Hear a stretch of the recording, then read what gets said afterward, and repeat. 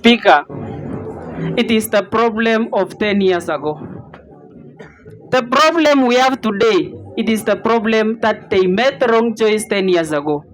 And the president who is in now is the same deputy president who was there 10 years ago. Member.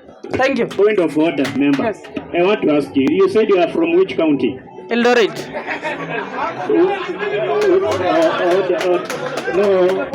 No, we are... Order. Order, we are still the member. We want him to clarify some things. You know, it is better that when we have a member from Wasinigishu, he has to clarify some things. And you know the place called Jamasaita? You know it very well? Yes. So you come from Wasinigishu. I've heard you saying that for now you are buying maize at 60 shillings per korogoro. That is 2 kg. So, and Kenyans are saying the cost of food is very high, still at 200. How do you want it to be? Seeing that you are coming from where the president is coming, can you advise the president better? Okay, thank you. Speaker, you heard me very well that I was speaking concerning the long-term perennial solution. We are talking about long-term solution because these 3 months you will get maize in low prices. What happened in April, May, June, July? Answer me today.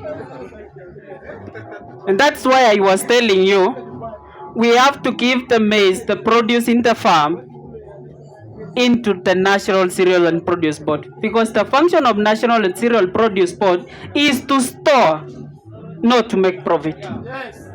It's to give, then later we request when the time we are running lows of it.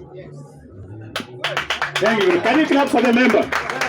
Now, any question to the member? Sorry, I have not talked about education. Could you give me 2 minutes concerning education? Okay. So, thank you, Mr. Speaker, for that and honorable members. In terms of education, this government are telling us that go to apply help loan. They have not strategized that the children who have not reached under 18, who are still under 18. Sorry. Order, member, order. Listen, something. Honorable members, let's listen. I'm winding up. Okay, in terms of a child who is under 18, the government is giving a birth certificate. We have a name is that track that child. Why do you need national ID for that child to get the government funds for him to further his education?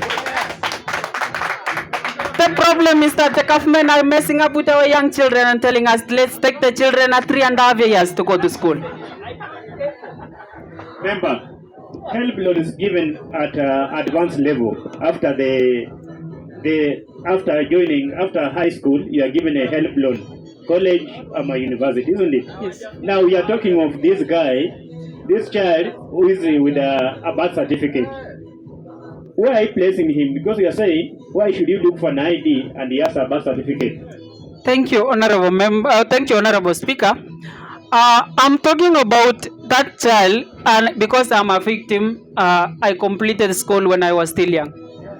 That's why I'm talking about the challenges you encounter when you are about to join the university without an ID. It's very difficult.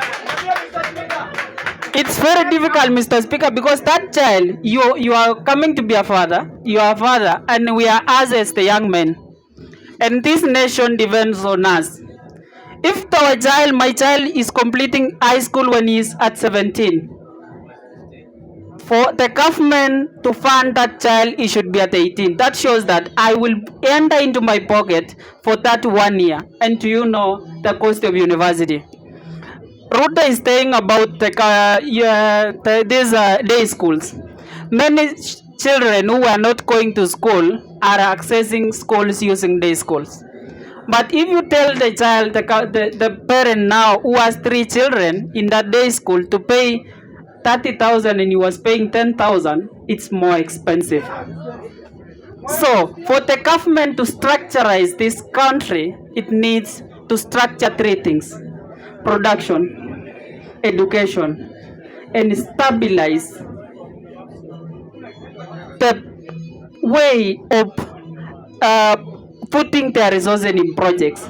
As I finalize, Honorable Speaker, this nation depends on us as youth.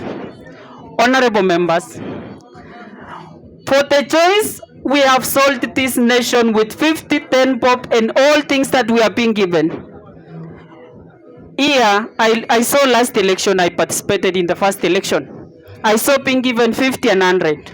Now I am crying for the next 5 years because of that 50 pop I received. So, Honorable Speaker, I whine and I submit that this nation should go back into the drawing board. Let not any politician lie to us. It depends on our shoulders and efforts.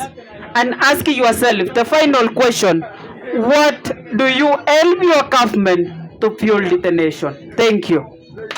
From you is that you have asked the members, what are you doing as a Kenyan to build your nation? What are you doing as an individual to build your nation? Thank you very much.